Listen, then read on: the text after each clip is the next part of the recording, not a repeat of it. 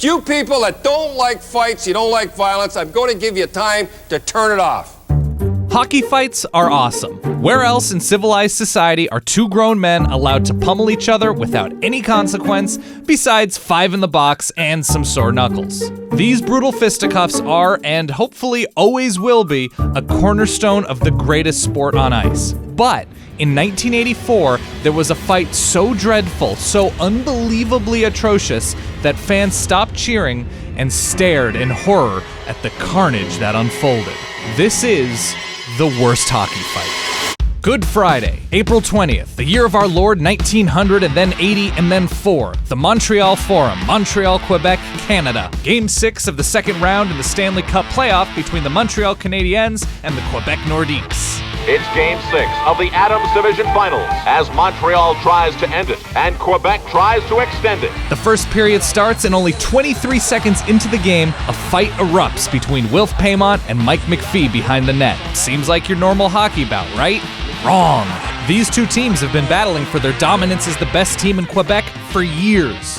Flashback to May 20th, 1980. The Quebec population votes on a referendum that would set them on a path to sovereignty and ultimately break them away from Canada. A segment of the Quebecer population holds their French heritage in higher regard than their Canadian identity, so they want their independence. However, the proposal is defeated by a tight margin and Canada remains intact. Back to 1984. January 9th, a Wendy's advertisement asks a simple question in their new commercial. Where's the beef? January 24th, Apple Computer's Macintosh personal computer goes on sale. February 1st, David Stern becomes the commissioner of the NBA. The Chicago Bulls pick Michael Jordan. February 28th, Michael Jackson wins a record 8 Grammy Awards. Thank you so much. And April 20th, the fight between Quebec's Wilf Paymont and Montreal's Mike McPhee rages on. Referees rush in to break it up, but they have no idea that stopping these men from hammering one another is meddling with forces far beyond their capacity to comprehend. And there will be more. Now this is a hockey game. There are goals scored, such as this one early in the first period by Peter Stastny, but that's not why we're here. We're here for the blood and the ice-cold Labatt Blue, now with a brand new twist-off cap. I guess now we can drink even more, and faster. Also, this is the 80s, the golden age of the goon, Domi, Gillies, and McSorley. Teams were in a nuclear arms race to get the biggest, scariest, meanest motherfucker on the ice to protect their all-stars and goalies. Near the end of the period, Nordique center Andre Savard takes a shot on goal, which Steve Penny easily swallows up. Dale Hunter gets a little too close, and a swarm of Canadiens surround him, starting a chain reaction of, let's call it, aggressive hugging.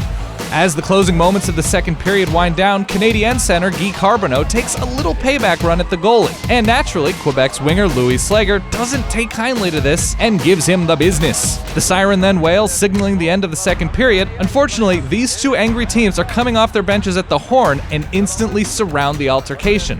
What seems like a routine, knock it off guys, quickly escalates when Montreal enforcer Chris Nyland sucker punches Randy Moeller. Let loose the dogs of war. Everyone grab a partner and let's do-si-do. And here it is, a large pile of men start pairing up and going at it. Peter Stastny and Mario Tremblay get real heated at each other with fists flying. Peter ends up breaking his nose and heads back to the locker room, which is probably for the best. Even the two backup goalies are going at it. They just must be bored and now finally have something to do. Nyland and Moeller continue to fight. Moeller's recovering after the sucker punch and is now trying to defend his honor against the meaner, crazier Nyland.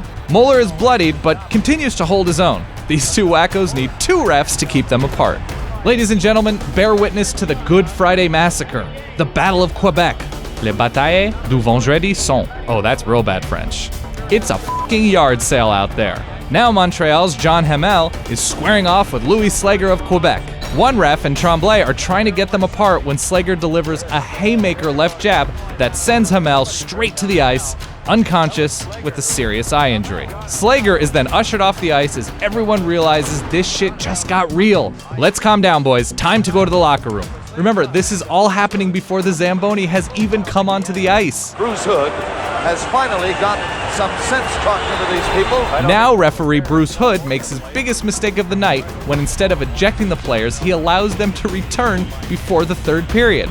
As all of our ice warriors return to the rink, he starts announcing the ejections. Number 12, Louis Slager, 5 minutes for fighting and a game misconduct.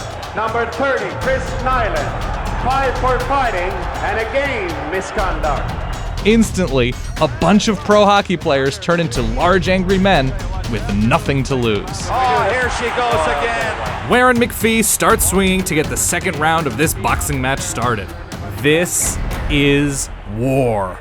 A number of Canadiens go after Slager for revenge, and a dogpile ensues. Here they go.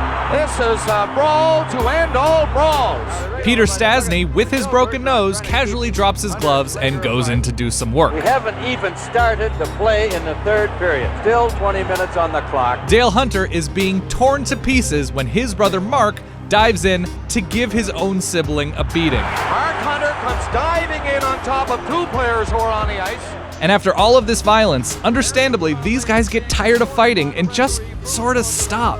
Everyone, the refs, the fans, the players, the loyalists, the separatists, all just kind of want some hockey at this point.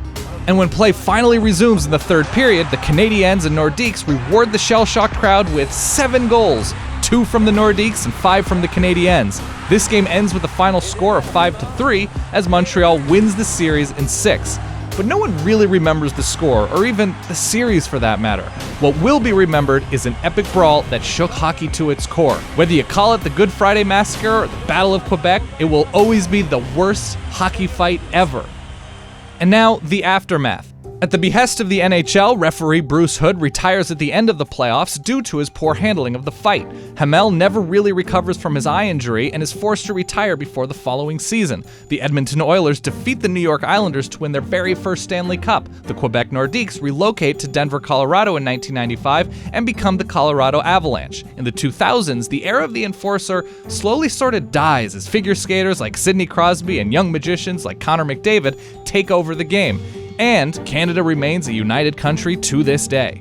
So listen, we love hockey fights, the aggression, the drive to protect and intimidate. But when a hockey fight becomes just a fight and we don't get what we, the fans, love, the hockey itself, we all lose and might as well just watch something soft like soccer.